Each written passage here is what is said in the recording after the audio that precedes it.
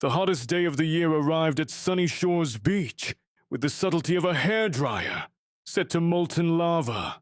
The boardwalk thermometers hit triple digits before breakfast. Sunscreen sizzled on skin. Flip-flops melted into artistic puddles on the parking lot asphalt. And yet, weaving between beach umbrellas like a waddling glacier, came Detective Inspector Flake, a three-tier snowman in a fedora, wool scarf, and mirrored aviators, trundling along inside a transparent, humming, cube-shaped freezer mounted on tank treads. People stared. That was understandable. They were, after all, watching a 6-foot mound of packed powder whooshing past them while everything else fried. Every few seconds, a puff of frosty mist hissed from ventilation nozzles around the base, leaving sparkly frost on the sand. Children cheered. Grown-ups blinked. The local gulls had no opinion because they were too busy committing petty larceny on unattended chip bags. Flake parked the vehicle, officially designated the Mobile Arctic Investigative Locker, but known to acquaintances as the Mail, beside the lifeguard tower. He cracked open the freezer's side hatch, stuck out a twig arm with a laminated badge, and announced in a voice that sounded like sleigh bells rattling in a whiskey tumbler, "Detective Inspector Flake, Chili Crimes Division. I'm here about the beach incidents." Incidents? Lifeguard Linda raised an eyebrow while balancing binoculars and a tube of aloe. "You mean the great popsicle plunder, the sunglasses snatchings, the case of the vanishing cooler?" "All of the above," Flake said. "Someone's melting the vibe out here, and I intend to bring them to justice, preferably before I become a seasonal puddle." Linda pointed her binoculars toward the north end of the shore. "You might start with Gelato Gus. He reported the first theft. Poor guy's been traumatized. Said he saw a monster made of steam raid his stand." Flake tapped a carrot nose thoughtfully. "Steam, you say? Curious. Lead me to this Gus, post-haste." The Mail beeped, reversed, and rolled behind Linda. Half a dozen teenagers surrounded the freezer in awe. "Bro, is that an actual snowman? Does he know Frozen, or is that offensive?"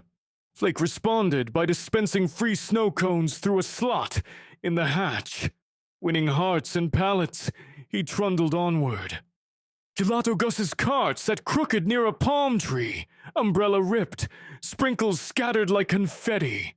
Gus himself, broad, mustachioed and wearing a mint green apron, wrung his hands. Flake parked within conversational distance, hit the defrost button to slide open a circular porthole, and leaned out. "Morning, Gus. Walked me through last night." Gus wiped his brow. "It was near sunset, Detective. Business was slow. I was prepping pistachio when I heard a hiss, like a kettle. Next thing I knew, a white cloud rolled in.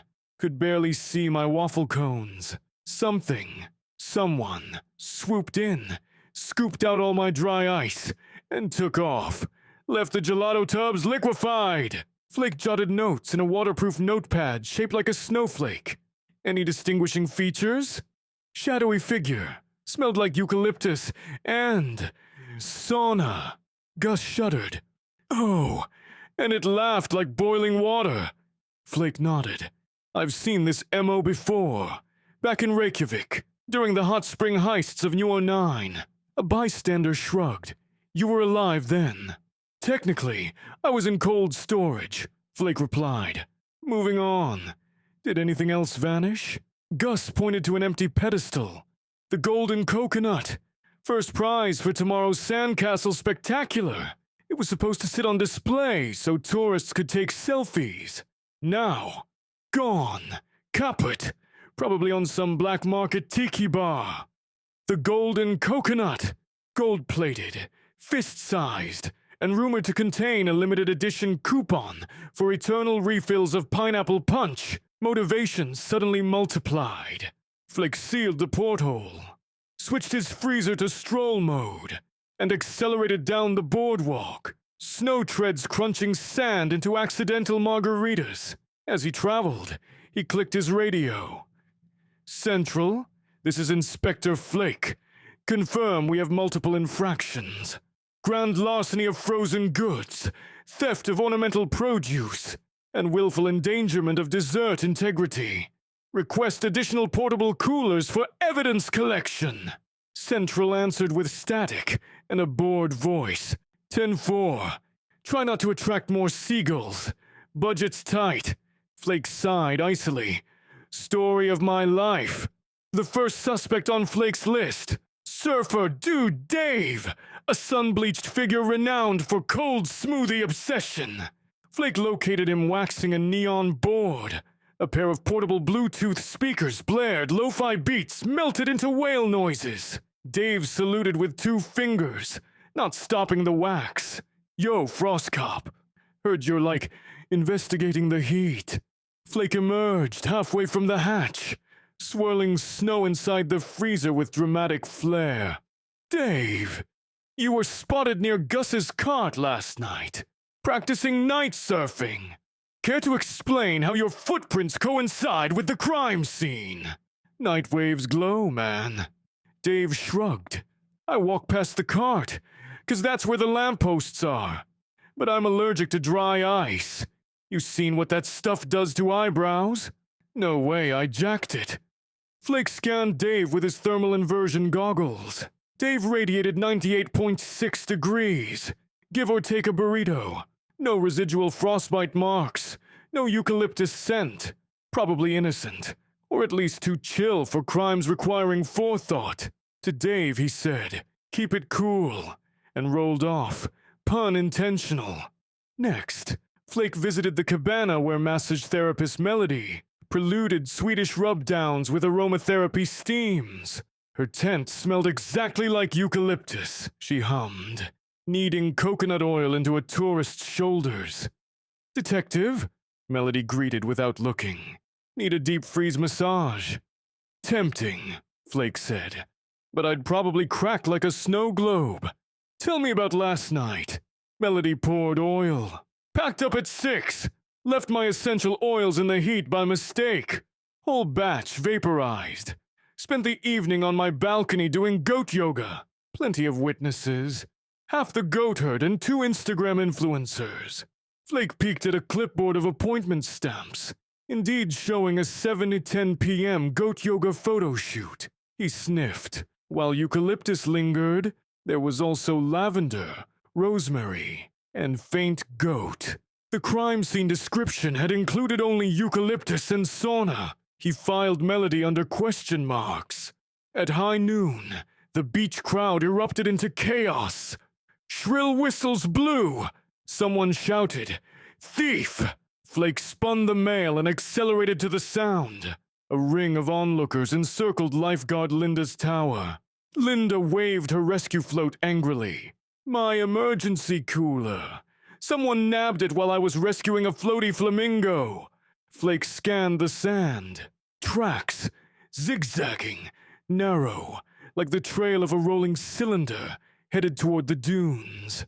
The male locked onto them using frost-focused sensors and pursued. Behind the dunes, the culprit vanished, yet in the shade of a picnic pavilion. Flake found the cooler. Open, empty, dripping from accelerated thaw. Inside remained a single clue. A plastic membership card for Sauna Society, Midtown Branch. Sauna! That matched Gus's sauna steam testimony. Flake chilled with excitement. He bagged the card in a zip ice evidence pouch. Dialed Central. Run this. Need all members currently vacationing here.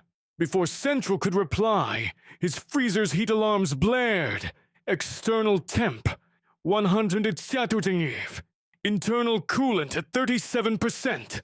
A snowman's equivalent of heart palpitations. Time for a portable recharge. He pulled beneath the pier, extended retractable arms to drag 2 smaller coolers from the male's rear. His frost grenades. Pop the lids. Toss in dry ice.